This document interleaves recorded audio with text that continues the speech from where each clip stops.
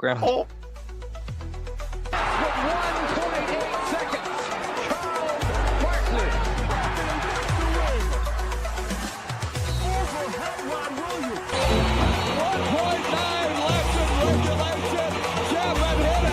Richardson up ahead, look out. Hello, Amari Stoudemire elevates and detonates.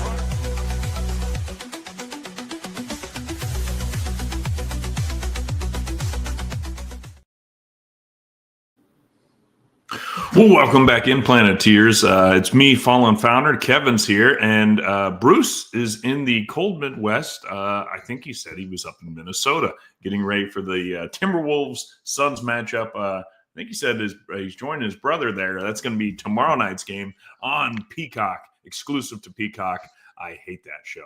But glad to have you guys all in here. I just realized that I'm not even using the right camera. We'll get that fixed throughout the show. Kevin was finally able to make it. Kevin, they said that the coffee is still brewing. That must be why you were a couple minutes late today. Is that true? Are you having coffee this late in the evening? No, I had to just, freshen up because I was driving the whole day. So Okay. the wife and her niece, I was a driver this day. Okay. And did you go, where were you out and about? I mean, it's the Christmas season. We talked a little bit about your karaoke career not taking off on the last episode.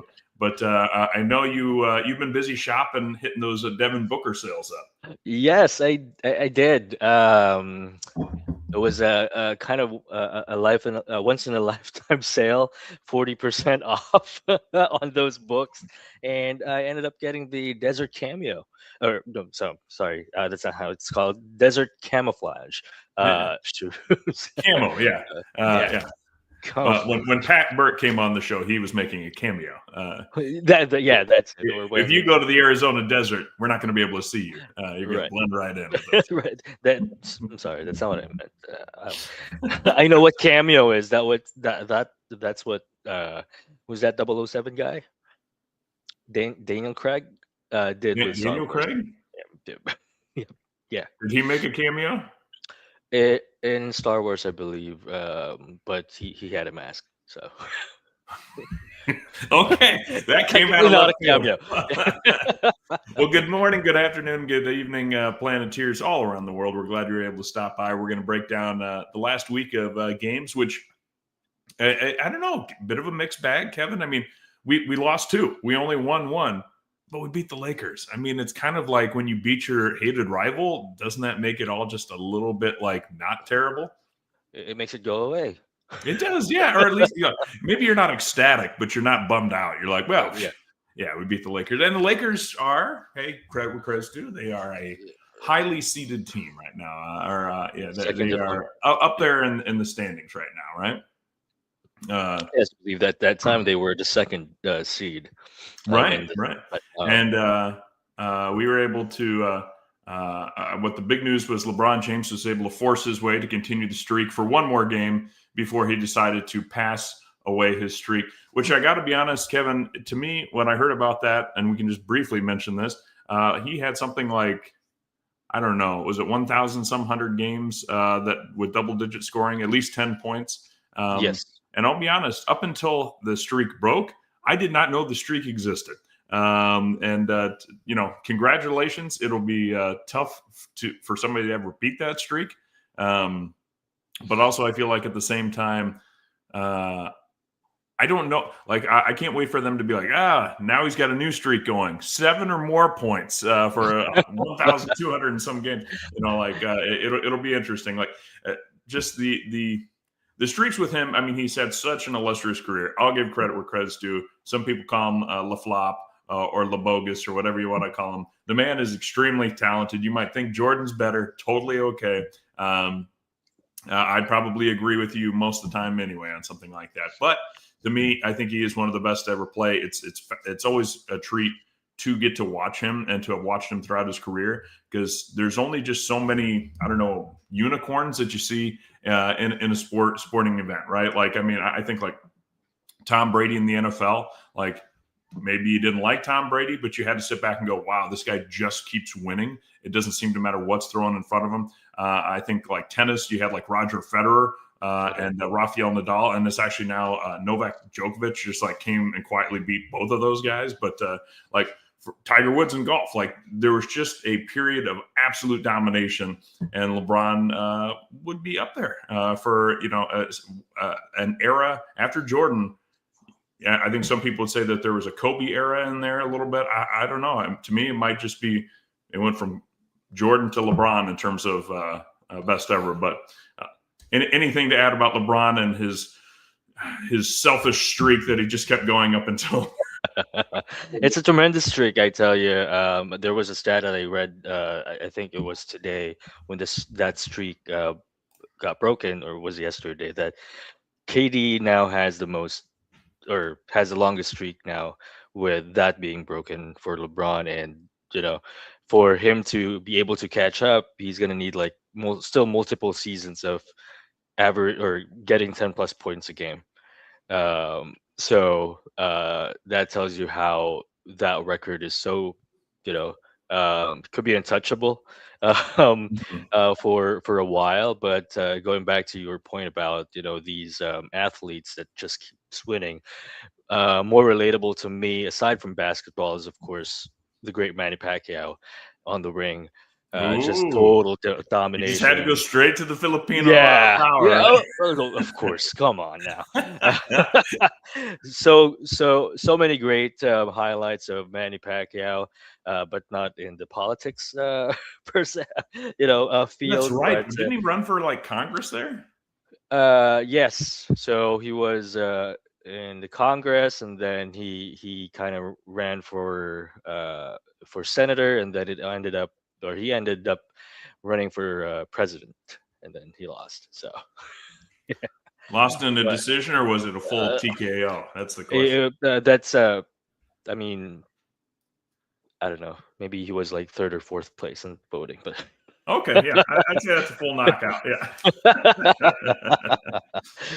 Well, no, and I think that's another great example.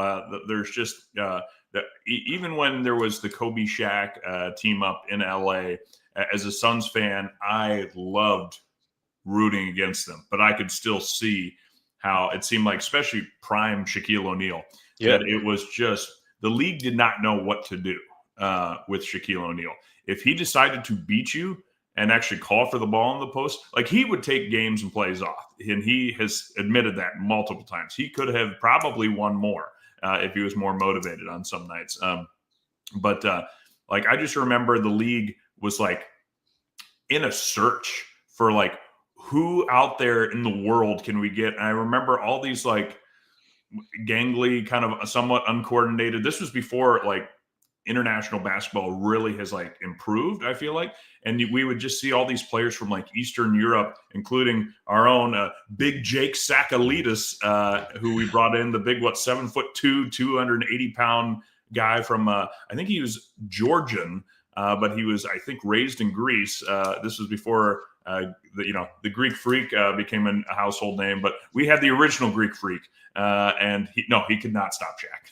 There was just a lot of these guys that we were bringing in, not just the Suns, but just like across the league that are like, hey, you're 7 feet tall. You can foul him every time, and we'll try and send him to the line. And there was just this like push that who could decide to stop Shaq. So I was always interested to see who the Suns were going to play him. And I still remember, this goes back a little bit into the Jason Kidd era, and I remember at times the Suns had to play Rodney Rogers, rest in peace. We lost Rodney not too long ago, but Rodney Rogers was like 6'6". Now he was a big, like stout guy, but he was not going to stop Shaq. And that was, but that's what I mean. Like when you have a player that can dominate, and that's what we've seen LeBron do for most of his career, and it looks like he's finally become more that you see people just put whatever they can to throw at the wall because nothing seems to work. So congrats to LeBron for having that streak. I don't think Bronny's ever going to beat his streak, so we're not going to have to see the torch passed to the sun. But let's go ahead and talk about this week's game. So the first one, Denver Nuggets beat us 130-112. I think we saw this coming. I remember. I think we said that Grayson Allen was back, and we was changing our opinions. And I said it did a little bit, but I still predicted the loss. I recall. In the end, Grayson Allen was able to chip in 10 points. He was coming back from a little bit of a hiccup, injury. But we were without Mark Williams, without Ryan Dunn, without Isaiah Livers, and of course without Jalen Green. When you're down that many people, you just have a harder time. This was the Oso Ighodaro experience all over again, where he played over 31 minutes trying to hold down the Joker. And what did the Joker do? He went a perfect 7 for 7, including 2 for 2 from three-point land. He was 10 of 11 in free throws. Way to go, Oso. You must have distracted him at the line one time. He had 9 rebounds, 10 assists. You don't stop the Joker. The Joker decides to stop himself. But let's be honest, Oso was not going to be able to get him to make a lot of mistakes. Jamal Murray chipped in 24 points. And, hey, Cam Johnson, 15 points as well. Tim Hardaway was the guy kind of delivering a few backbreakers, so it felt like that the Suns, when they would go on a little bit of a mini run, Tim Hardaway would just jet out there and nail another three-point shot. He went 7 of 11 from 3. The Suns, we were led by Devin Booker. He had 24 points, 7 assists. We weren't led by that. I forget, Dylan Brooks is on this team, which means Dylan Brooks decides to take more shots. He shot 10 of 18. Hey, that's pretty good, 56%. He put in 27 points. But like I said, we still got the loss, and we were just down too many players. So what were some of your big takeaways from the Suns' loss to the Denver Nuggets? It's pretty much the injuries. You talk about not having Jalen Green. I mean, he had been out for a while already, and then you add Mark Williams, who hasn't played back-to-back yet this season. Correct me if I'm wrong there, but I think that's still the case.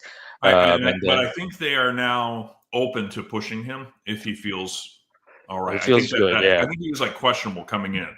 Right. And they're like, oh, we might actually run him out there. And then they're like, against Joker? No, never mind. Okay. Don't blow out your game. Trying to guard the best center in the game. That's true. Yeah. And then who else were we missing? We were missing Ryan Dunn, if I'm not mistaken. Yep. And then Isaiah Livers, I mean, say what you want, but he was getting a little bit of run, 10, 15 minutes a game. So role player off the bench. And I like his hustle. He adds something to the team when he's out there. But yeah, it's just too many guys that's out against I know Aaron Gordon was out in this game, but pretty 4 guys out versus just 1 guy's out, right? Yeah, and I think they were also missing Christian Braun. To me, I'll be honest, I don't know much about Christian Braun except that the Nuggets and the Nuggets fans value him far more than the rest of the league does, and that doesn't mean he's a bad player at all. I think he's probably pretty solid. I just I don't feel nervous when we play Christian Braun, and so to me, we certainly were missing a few more key players than they were. But hey, I mean, as you point out, Braun and Aaron Gordon are starters for him. And yeah, we were down. Can we say that we're still missing starters when we say we're missing Jalen Green? I mean, he's started 2 games, so I guess you could say we're down a starter. Ryan Dunn has started a lot of games this year, and of course Mark Williams. So we were down 3 starters, and that's just how it was. But it was just a tough shooting night, excuse me, not shooting night, but just a kind of a tough night overall, because it seemed like we just couldn't get back into it. We gave up 58% shooting to the Denver Nuggets to our 44%. You're just not going to be able to do much on that. Free throw percentage, they were 95% to our 77. They hit 58% of their threes. We hit 33% of our threes. It just we weren't horrible from shooting, but we could not stop them from getting whatever bucket they wanted. And so is this coming off a back-to-back? Is it? It is. I believe so, yeah, because that's why Mark rested on that one. Yeah. Okay. Yeah. So, like I said, the last pod, this is one of their kryptonites. Back-to-backs this season have been tough. Yeah. Sorry, we had just come off a 4-point loss to the Oklahoma City Thunder in Oklahoma. So then we flew to Denver that night to go play the next day. That's why I was so optimistic of this win. Because we were only beaten 4 That's or right. slight addition. That's right. That's how you know we're one of the better teams. We only lost by 4. Yeah, no, the Thunder are the unique unicorn right now for sure. Um, well, let's go ahead then and just jump right into the Lakers game because that was a heck of a lot more fun Yeah, to watch and to experience. We ended up winning this one 125 to 108. Lakers were favored in this game. As you mentioned, they were the number 2 seed in the West at the time.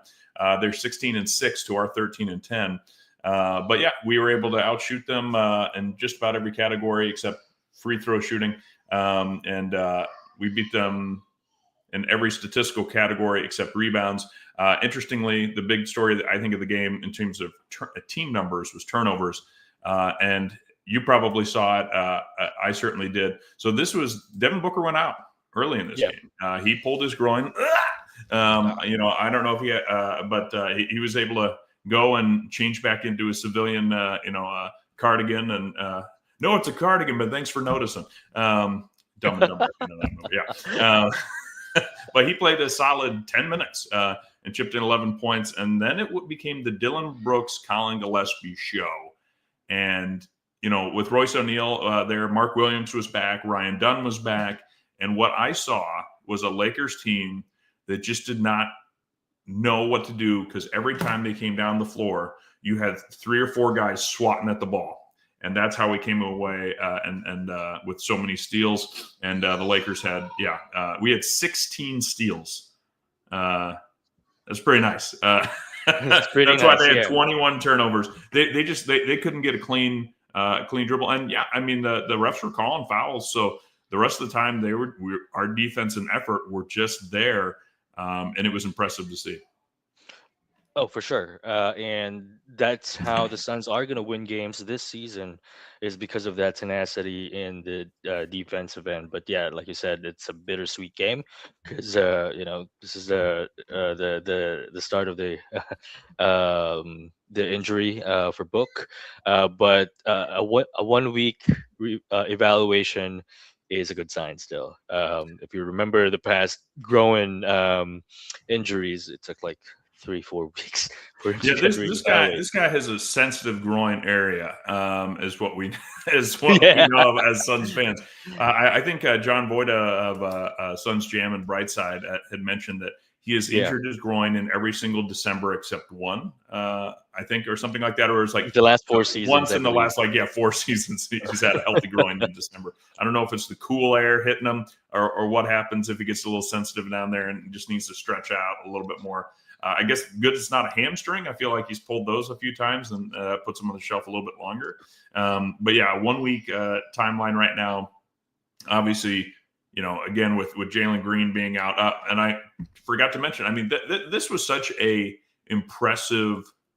Our best player goes down, we're going to rise up. But as I mentioned, Mark Williams was back. Ryan Dunn was back, but Grayson Allen was out. So we were without our I would argue, three best offensive players. It's not a knock on Dylan Brooks, but man, stop shooting the ball so many times.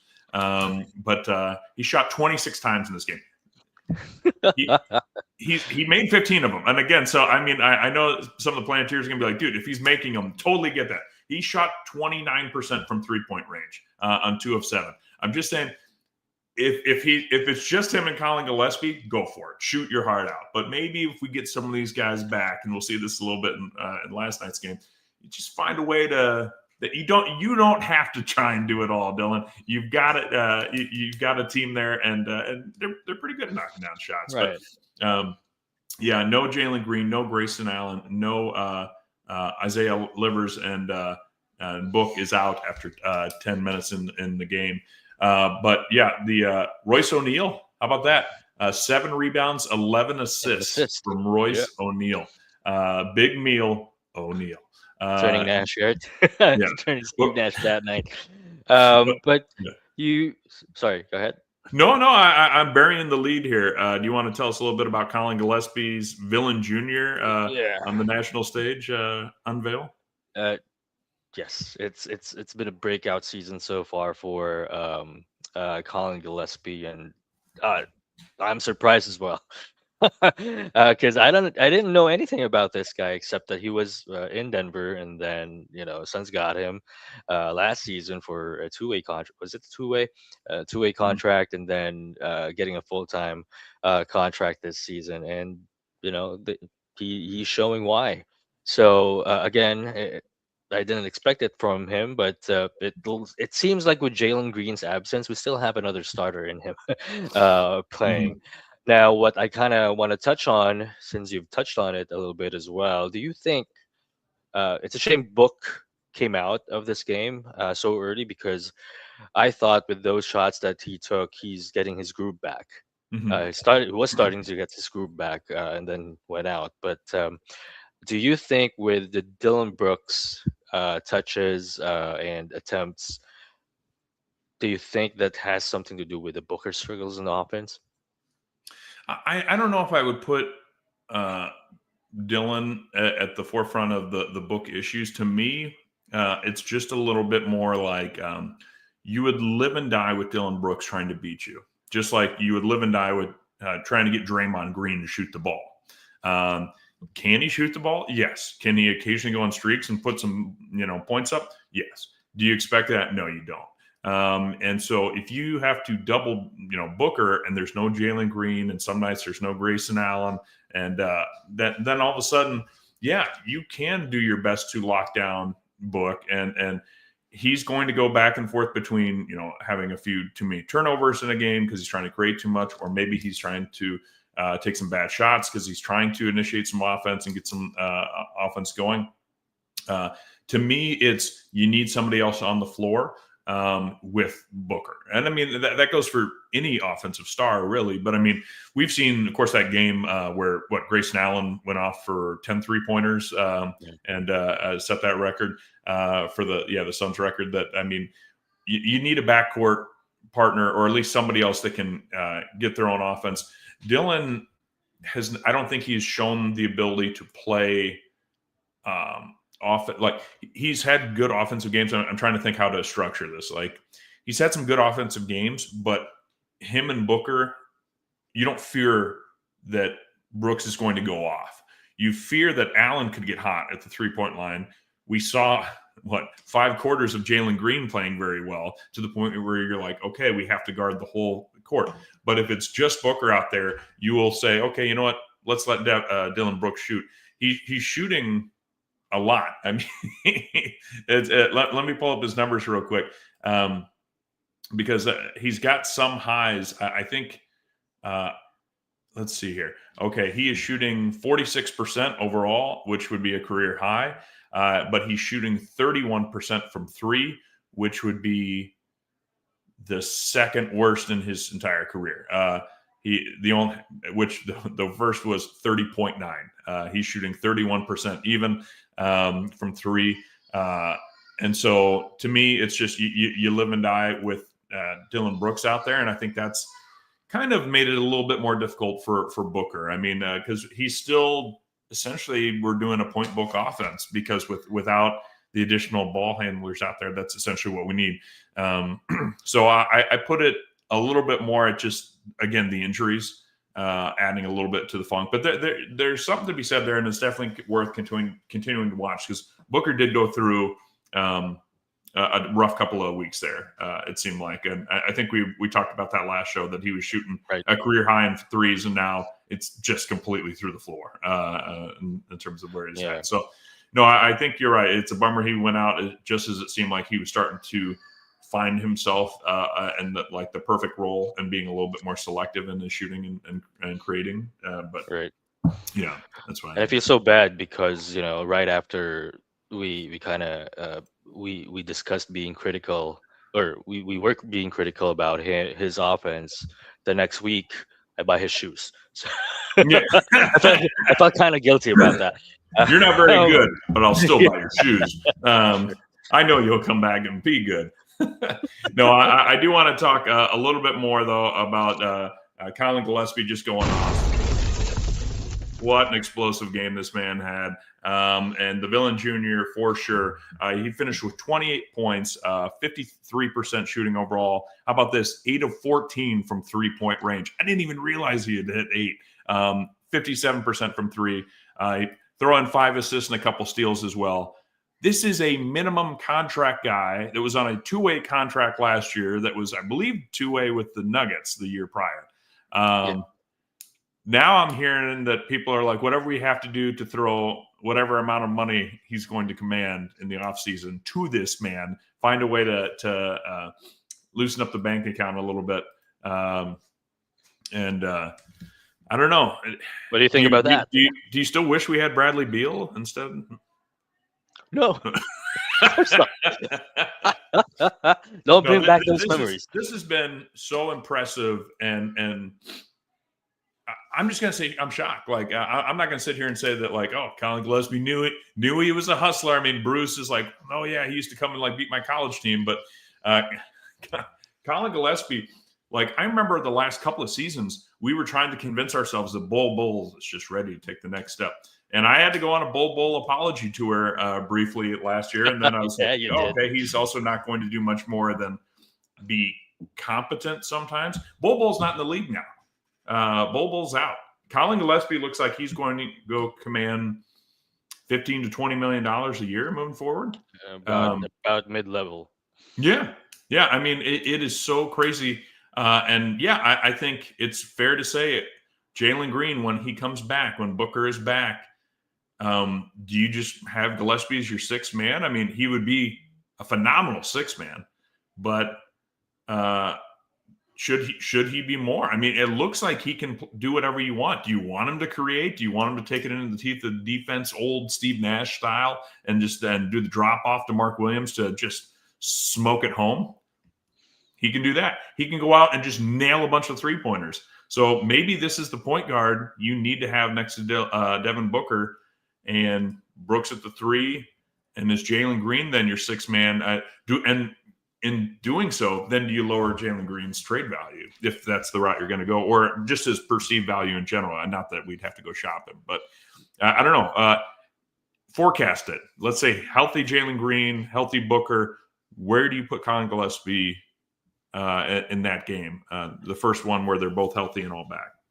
I don't know. I think I'm still going to go with Jalen Green here in that situation, just because of the we know what Jalen Green can do, and what we've seen in the past 2 or 3 seasons already. For Colin Gillespie, not taking away any credit to the guy, because he's, like you said, he's absolutely phenomenal. But we've seen one season. And not even a full season, right? Yeah. So, and he was the hustler last year, right? That's what we knew him for, right? But he actually has skill sets in the game. He does, but teams are just starting to learn about him, that he can play in the role that he's playing, and and start scouting him. When that happens, defenses. The game plans tend to change on the player, so we have to see. I'm not really sure. I'm not really ready to say that he's more deserving to start, in place of Jalen Green. Not yet. That's a good point. Jalen's got obviously a little bit of a resume. He's still very young, but he's got more of a resume. Second round or second pick, right? Exactly. Yeah. And so he's got a little bit more of a resume of being that guy for a team to lead offensively, and he doesn't have to be the number one offensive weapon here in Phoenix. So we're very interested to see what he can do.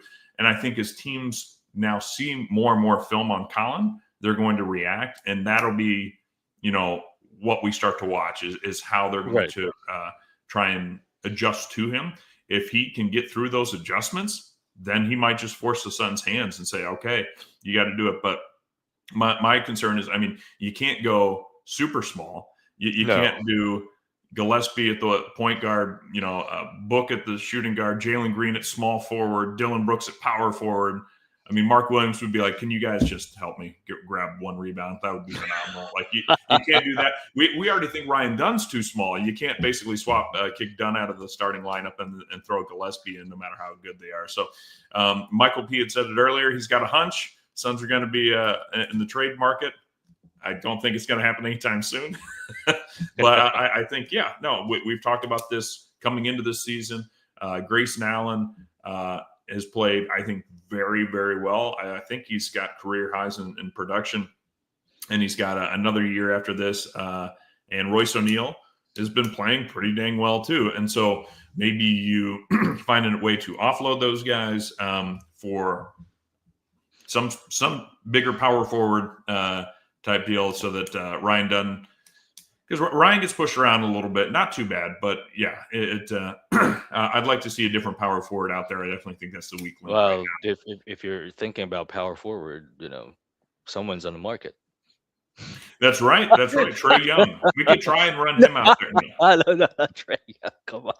No, wait. Actually, you know what's funny? I know you're obviously thinking about Giannis, but I did just read a whole deal about how. I'll put it this way: I did not know the Clippers were as bad as they were. Like, I don't watch a lot of the other teams in terms of night after night, so I don't know like what the current streak is for some of these teams. And I remember the Clippers, I think, beat us in one game early on in the season. Then we beat them the next. And I just thought, okay, wait a minute. Chris Paul went there. They got Brooke Lopez. So they added some veteran role players. They basically went all in on old team, but old proven guys. And I was like, oh, I think are going to be competing for a playoff spot.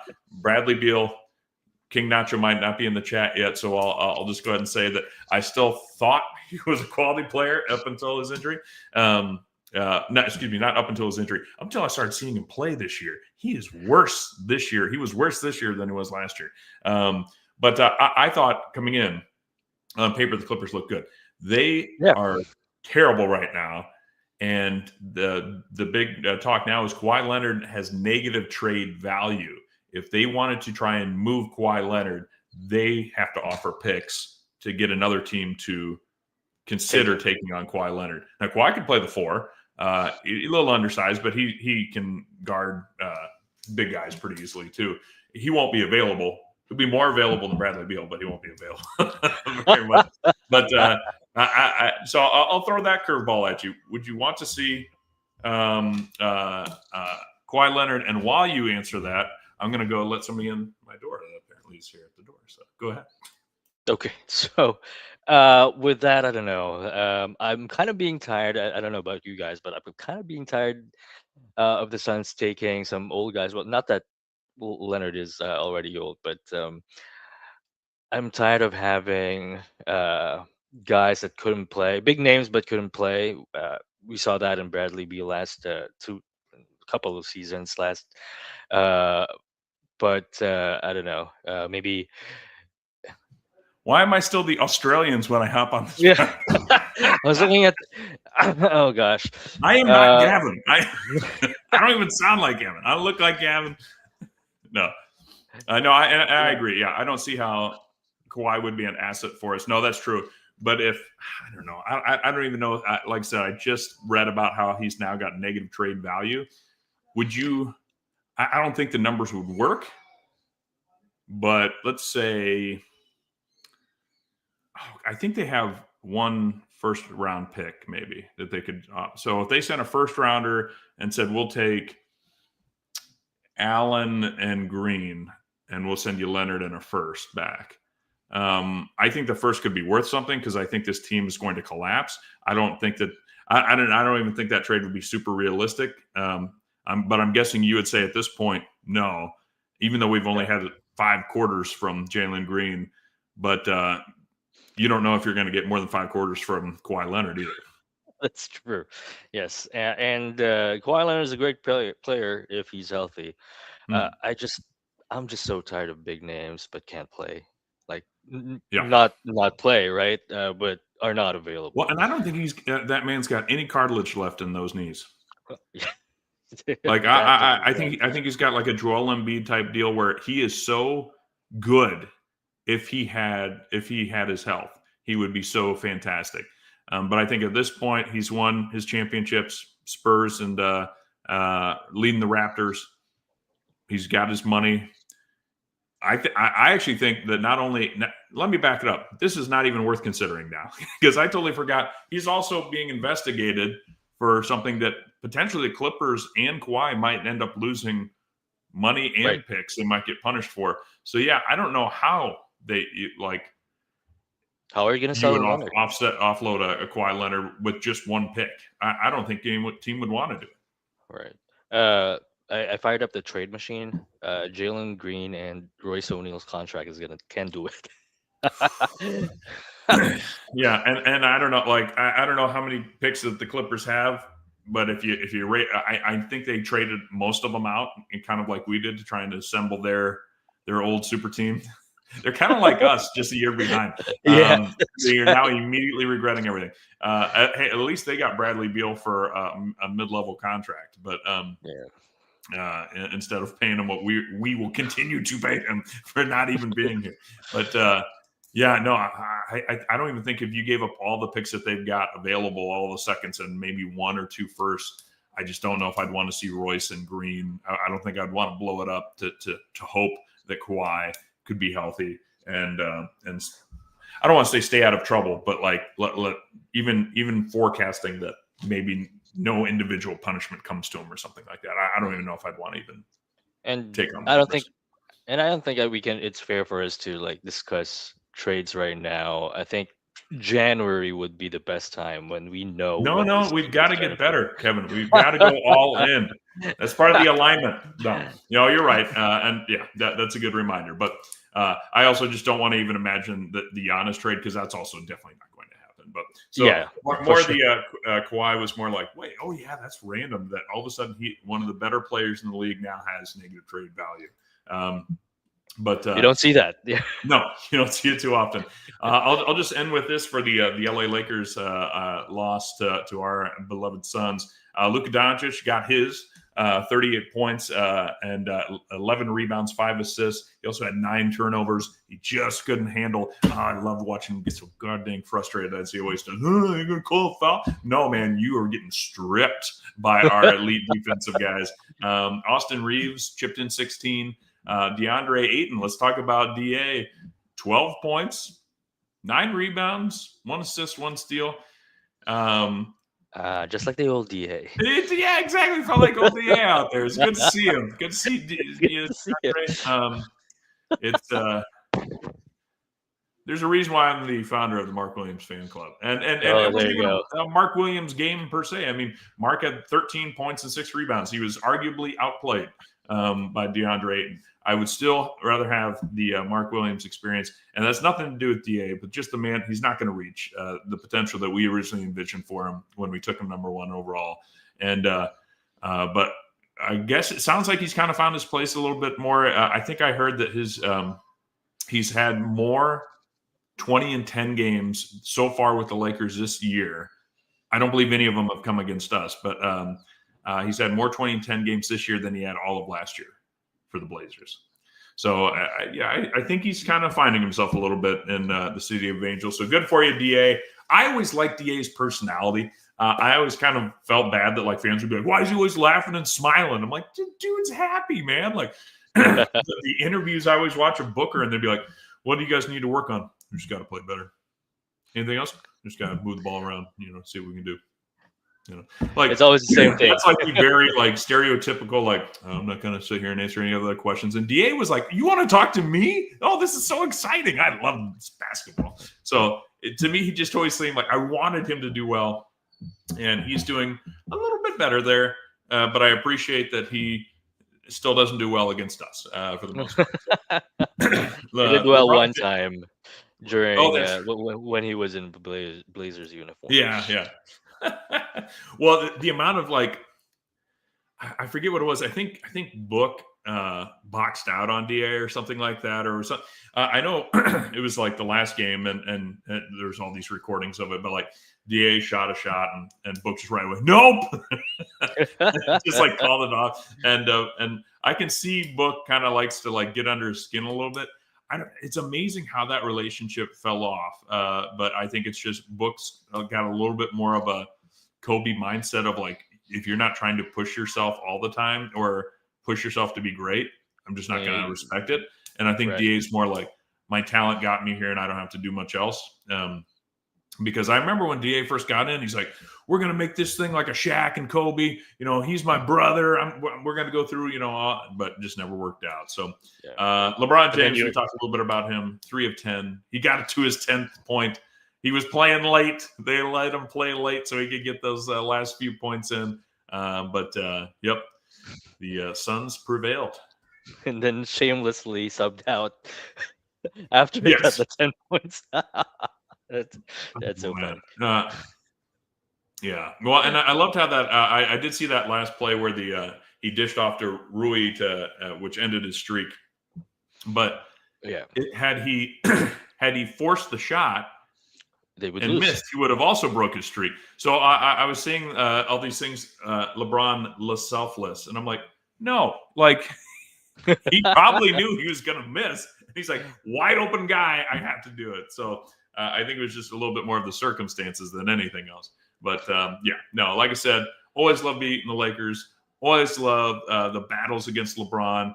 Love seeing DA not do well against us. And I love hurting Luka Doncic's feelings. So with that, I'm going to take a little bit of a breath and a sip of coffee. What's the name of that nightclub of yours again?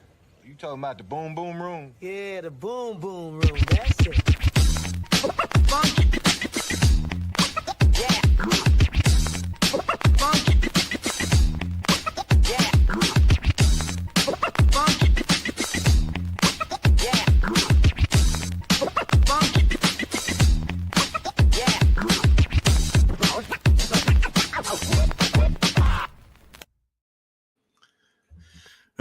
Okay, sorry. I had to take a breath there a little bit. And apparently, people are like calling me during a live show. This is that high quality programming that everyone looks forward to on Saturdays. Does that work? Do you have to take it?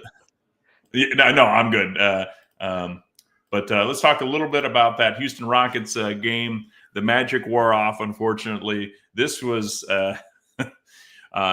hey, Grayson Allen was back. That was the good news coming into the game. But we were without Isaiah Livers, without Jalen Green, and without Devin Booker. And it went about as well as you would expect it to go against a Rockets team that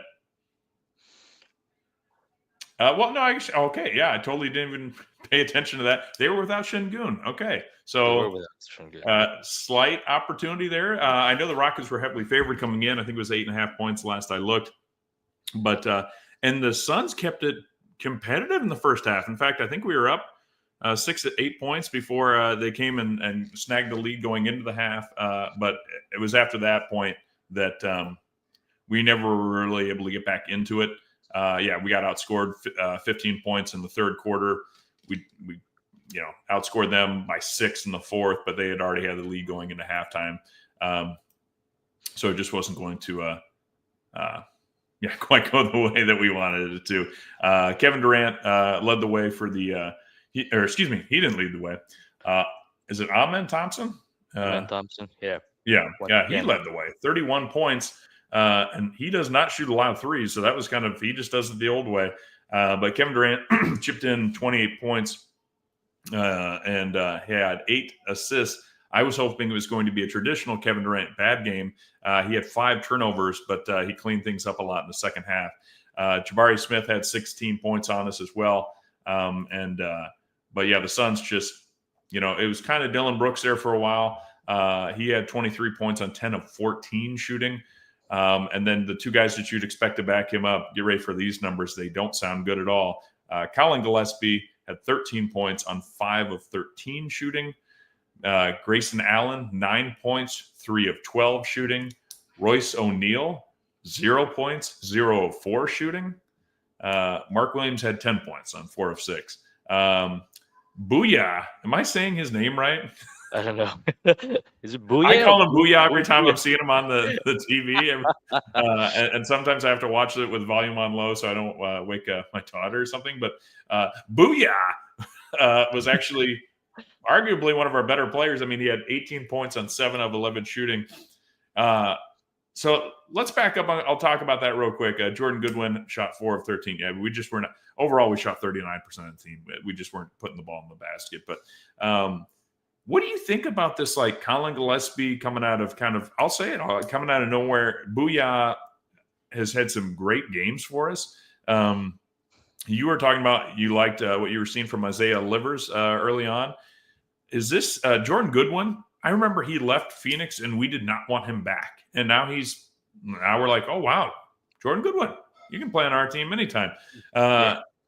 Is this are we seeing like a real player development with this team now? I mean, is it just that we were so top heavy the last couple of years that we forgot, players can develop. And so now that we kind of need it, we're finding ways to actually develop players that I did not know even had games, worth talking about. I mean, I think it's a little bit of both in terms of player development or being top heavy the last couple of seasons, right? I mean, correct me if I'm wrong, guys, but I think our GM, Brian Gregory, was from player development, right? Before he took the GM post, if I'm not mistaken. Someone correct me there. Yeah, I think you had 1 year there, and Yeah. So I don't think that's a coincidence when we are seeing this type of development out of players, and they keep finding diamond in the rough. Again, it's Colin Gillespie, and then now James Booyah, and this guy it is was not Nigel really Hayes Davis. That was a miss. no, no, Nothing against him, but I have not seen anything from Nigel Hayes Davis yet that makes me go, hey, Nigel Hayes Davis. I mean, he's long, he can't defend, but in the offense, he does nothing. So Right. And we've got other long defenders that are more productive on that. Yeah. But this guy, I remember watching the OKC game. I'm not sure what the defender was, but he did a like slight nudge, stepped back, and then shot a three and went in. And said, "Wow, this guy can play!" And he has tremendous hops for a little guy. Yeah. So really impressed by him, and probably if he keeps this up, it's going to be another Colin Gillespie story. It might need, but I don't think we're going to be able to pay both of them going into next offseason. So that'll be a bit of a bummer if it does turn out to be that way. Well, as we kind of move towards the end here a little bit, I did want to ask real quick because the talk, all offseason coming into this was, hey, how are the rookies going to do? And we still don't really see them much. And it looks like they're finally turning a bit of a corner in the G League. But anything you want to mention about Malawach or Fleming or Kobe Bryant? I think it's just going back to your guys' point. You and Bruce last week that you just don't want to mess up the rotation right now when it's really doing pretty well. I mean, they can get their reps in the G League, and probably when the game is already done and there's 8 minutes left in the quarter, then go ahead. But if there are no significant injuries on those positions, I don't think you have to force them into playing NBA basketball. Yeah, I'm still in that position too. It's just I would like to say our rotations are set, but with so many injuries, we've had to play guys like Booyah and other just random kind of lineups. But I don't. But hey, at the end of the day, we're 13-10. If you were going to tell me that we were that and not doing that by playing our rookies, who we always talk we're going to be raw, I'd say, hey, something seems to be working. Remember, there's no benefit for us to lose. We don't control our pick. So you might as well go out there and try and win as many games as you can and develop in a safer place instead of kind of putting these guys out there and learning bad habits. And then they have to kind of unlearn those over time. So, no, I'm still liking what I see. It sounds like they're having a good time in the G League. They're starting to play better there. And over time, maybe second half of the season, I'm going to feel a lot more comfortable testing them out a little bit than as opposed to what I was kind of nervous about coming into the season, which is we're going to struggle and then we're just going to be kind of forced to be like, all right, run them out there for 25 minutes a game just so they can get some effort in. They can kind of develop at a safer pace, I would describe it as. Right. That's actually how I look at it, is that this season is going beautifully Mhm. for the Suns. They have these rookies that if it goes really bad, let's say around January, that they can develop, play them more NBA games than in the G League, and then if you keep winning at this rate, they can do the opposite, Mhm. right? Just play your guys, your main rotation, and see if you can contend in the playoffs or even in the play-in. So it's just a perfect uh, situation for the Suns right now. It's fascinating to hear that we're having a great season and we are 2-4 in our last six. But I mean, like exactly like we can explain it. We have a lot of injuries, but we also just came back from beating the Lakers. Before that, before we on this 2-6 streak, we beat the Spurs, we beat the Timberwolves. So we are beating good teams, even under strength. And so I think that's why you got to continue to just, okay, what happens when we are at full strength? Are we going to pick up even more wins along the way? Because it's not like we're just beating bottom feeders. Yes, we took care of business against the Kings, against the Blazers, but we're beating good teams too. And so I'm excited to see where this team continues to go as fingers crossed we get healthier along the way. Let's talk a little bit about closing out, or excuse me, this week's schedule. It's going to be a little quieter. I believe it's NBA Cup time, right? And Right. I'm a little They'll be nervous in Vegas. because what's that? They'll be in Vegas, right? That's right. Yeah, and I'm a little nervous because Booker's 1 week check-in will be like the day before, I think, or the day of the game against the Thunder. So that's going to be tough. And I'm pretty sure that Jalen Green's not back for another 2 weeks, probably. Couple of weeks, yeah. And so maybe we get Isaiah Livers back. No, but but we play the Minnesota Timberwolves, where everyone be sure to look tonight. See if you see Bruce sitting there. He'll look like every other person from Minnesota with long hair and a beard right now because it is bone-chillingly cold in the Midwest. We are at negative 21 degree wind chill in Iowa 2 nights ago. So yeah, for the folks in Arizona, wind chill is what happens when the wind hits you and it feels like it's that cold. It was actually only -6 out, so it was pretty balmy. But it's actually nice today. It's 20 degrees here, so it's still freezing, but not as freezing. So Not that's as good. freezing. But yeah, keep an eye out looking around the stadium. Bruce said he's going to be wearing his Chris Paul Phoenix Suns jersey. So if you see Bruce, wave at him from your TV and say you saw him. Take a photo of him. Oh yeah, and his but if brother. you leave the freezer door like you do freezer when you leave door open. No, my freezer is actually warmer than it is in the Midwest right now. So I have to actually put my freezer outside if I want to keep my freezer cold. That's how brutally cold it was at -6. Oh My gosh. freezer's only a 0 actually. So I guess today it's nice. Like I said, 20 degrees.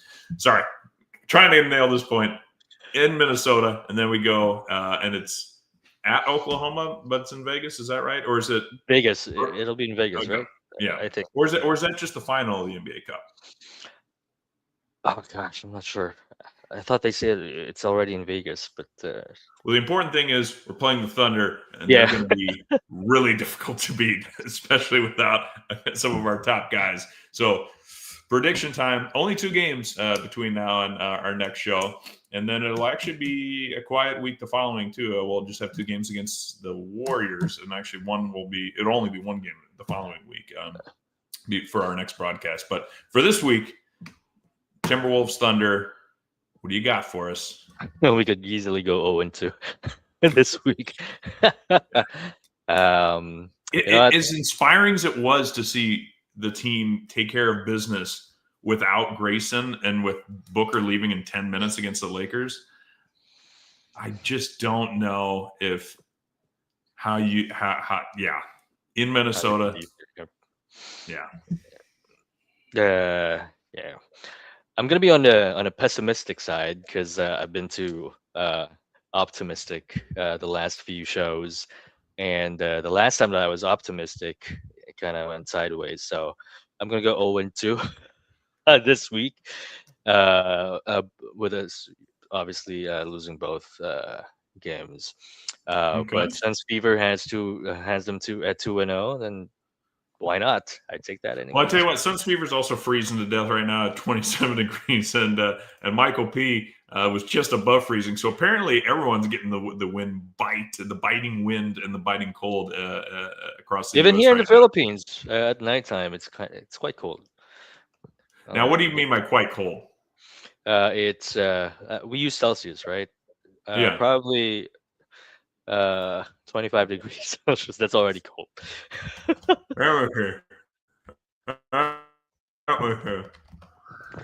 Celsius to Fahrenheit. Here we go. And you said it's 27. 25 at night. So it's 80 degrees. Okay, hold on.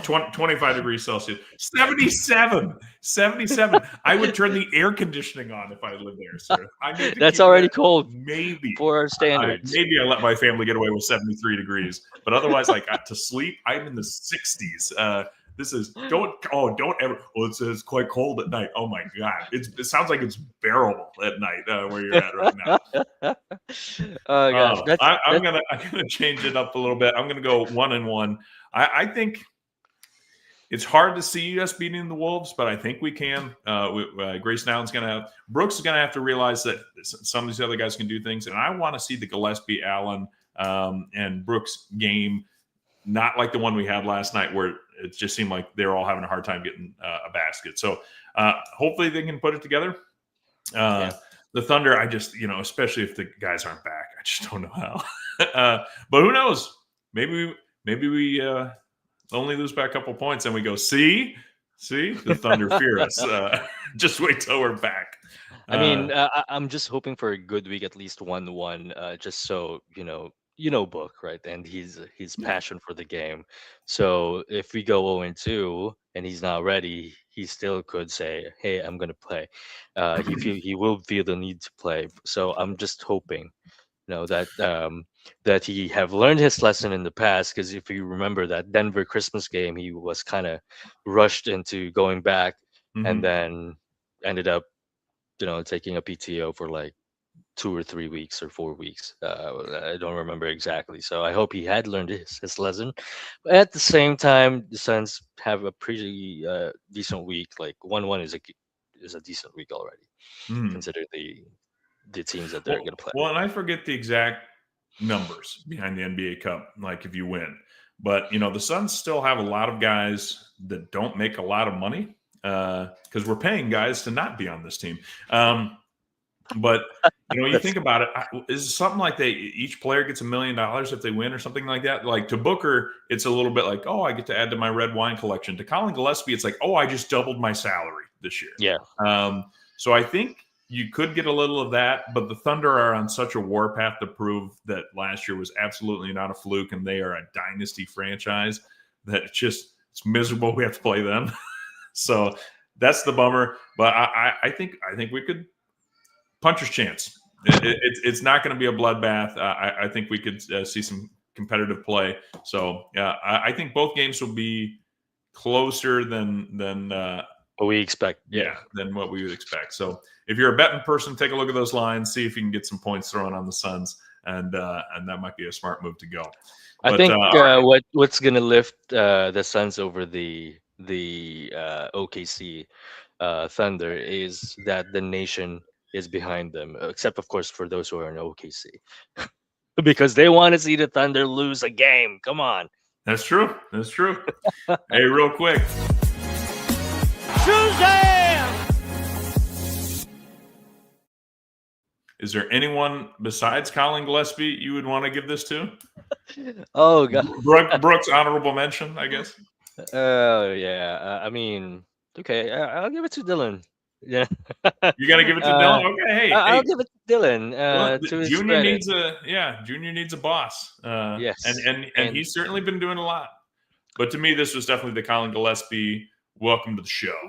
For sure. Yeah. So it was. But just for the sake of us not being on the same thing, on the same player, I'll go with Dylan Brooks. I mean, Dylan Brooks. Yeah.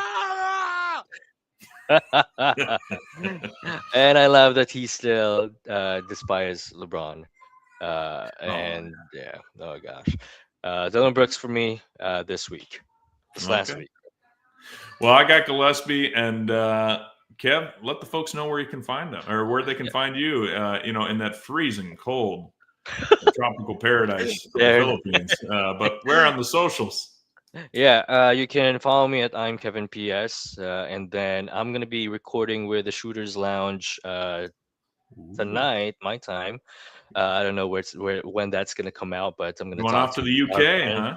Yep, I'm gonna be off to the UK. God, I wish that's true.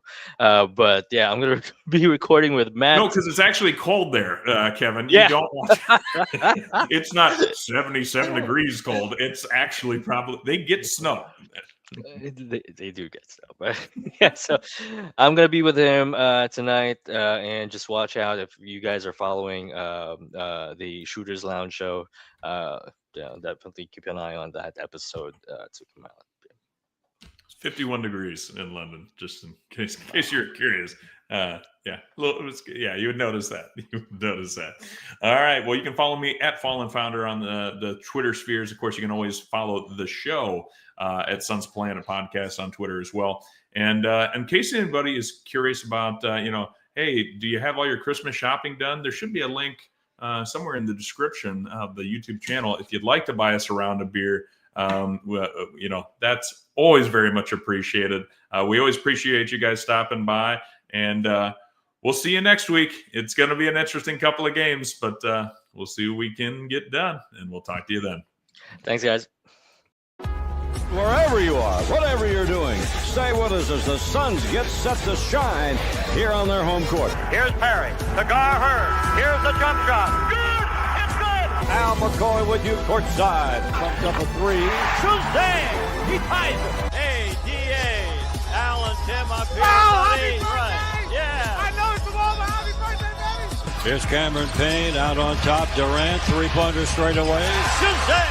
I just want to take this opportunity to thank everyone in this arena this afternoon, to all of those that are watching and listening on radio and TV. Thank you for allowing me to tell the story of the Suns for 51 great years. That pretty much wraps things up here.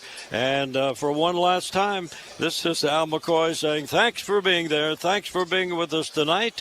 And from the Footprint Center here in downtown Phoenix, we'll just say so long for now.